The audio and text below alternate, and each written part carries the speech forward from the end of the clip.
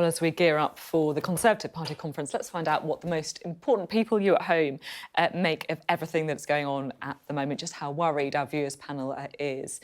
Here you all are. Thank you very much for being with us this evening. It's great to see everybody here. Well, let's crack straight on, shall we? And goes to Ian first. We're going to talk to Ian Mucklejohn first. Labour voter, you're talking to us from Newbury. Ian, what do you make of the interviews that we've heard so far? The government says that they are not going to change their course. Well, it's absolutely fascinating that the Conservative Party, the government, is the only one in step.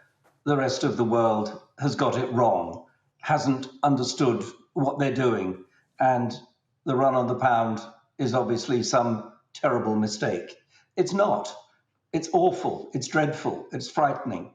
And whatever budgetary benefit there may be for the ordinary working person by way of tax cuts is quite likely to be eaten up by increased mortgages, by the cost of living, by general inflation, much of which, it seems, may well be caused by this particular budget.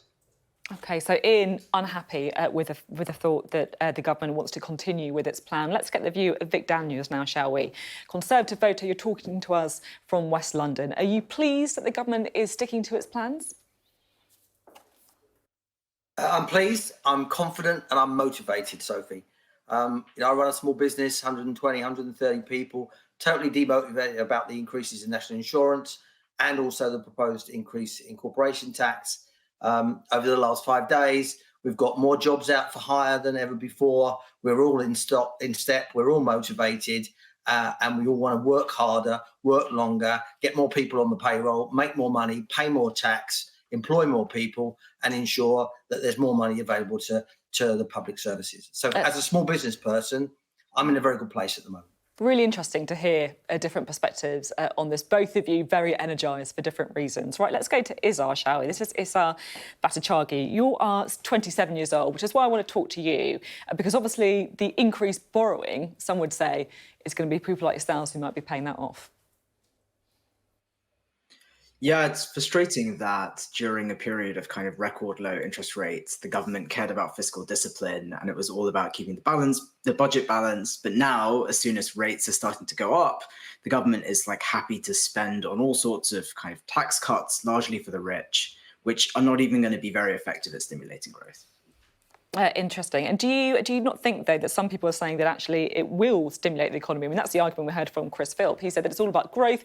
That helps everyone because it helps people create jobs and it helps drive wages up.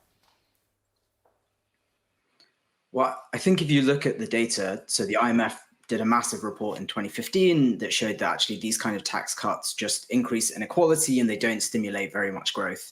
And if they do, it's very, very narrow. I think realistically, there were a whole bunch of things they could have done to stimulate growth.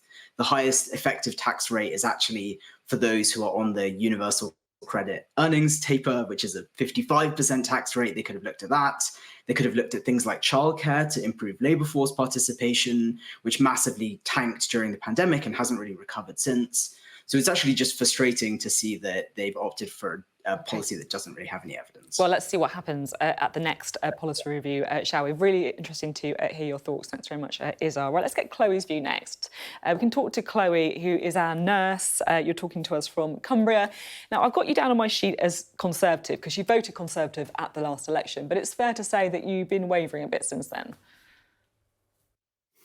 Yeah, I think from seeing the Labour conference as well, they're a lot more in touch, aren't they, with the regular working person. I mean, the mini budget, they need to get rid of that completely. We've now got the Chancellor that doesn't, he has no comment when he's questioned about it. And we've got a Prime Minister that has been nowhere to be seen, which doesn't really give you much faith in any of this, really. And I've spoken to people just today who have then said, like one of my friends, she's got a £500 gas and electric bill. So, you have to go to work more to pay your bill. There's then higher for you not to be there because you're having to go to work more. One of my other friends today, he said he's really concerned about the interest rates on his mortgage. So he's the same, he's now really concerned about having to go to work more, you know, not even being in the house that he's having to pay more for. And I think it's a really frightening time. And I think it's really going to start affecting people's mental health as well. I think there'll be a massive increase in things like that. I'm just keen to talk a little bit at the end, thank you very much, Chloe, about Labour conference, and just to get people's views, I guess, on what they made of, you know, Keir Starmer and Labour conference more widely. Let's talk to Stella, shall we? Stella Findlay, you're talking to us from Newcastle. You describe yourself as a Green or a Lib Dem voter. What did you make of Keir Starmer? Well, I wasn't too impressed with Keir Starmer. I think his delivery was as though he'd learned a speech, and there wasn't very much passion or enthusiasm there. And I think a lot of the promises that he made are not promises that he can keep. So I don't think that we can really trust what he's going to do in the future. But what I find more worrying is about the Conservatives, who I think are even worse than Keir Starmer and his cabinet, that they don't accept responsibility for the effects of that mini budget. And if they accept the responsibility that it has had that effect, and then said what the future is going to hold and that the future might be better for us, instead of just disappearing and not saying anything about it, then we might have more confidence in the government. But well, it's very worrying that we can't trust the government, and I don't feel we can trust the Labour Party. Not either. A great situation for you to be in there, Stella. Well, let's go to our swing voter now, shall we? This is Belinda Campbell. You're talking to us from Twickenham in southwest London. Swing voter, convinced by Keir Starmer? I do think they all put on big adverts for themselves, sorry to say that, and you wonder why they haven't done any of these things before. They want to take each other's place. I thought it was quite passionate, and there's a lot of clapping, and you want to believe that it's all going to happen and it's all truthful and, you know, govern with integrity, he said. So I want to believe it, I really do. And all of us just want to feel more secure, because it is frightening. I just got a text from my sister in Switzerland, and she said, you know, I'm so worried and I'm thinking of you all there. So people are very worried. And when, you know, the lady just said about mental health, I mean, that all started in the lockdown. People's mental health was compromised. Worrying times, certainly. Thank you so much indeed. Always a pleasure to talk to you guys. So we do appreciate you giving up a little chunk of your Wednesday night. Thank you very much.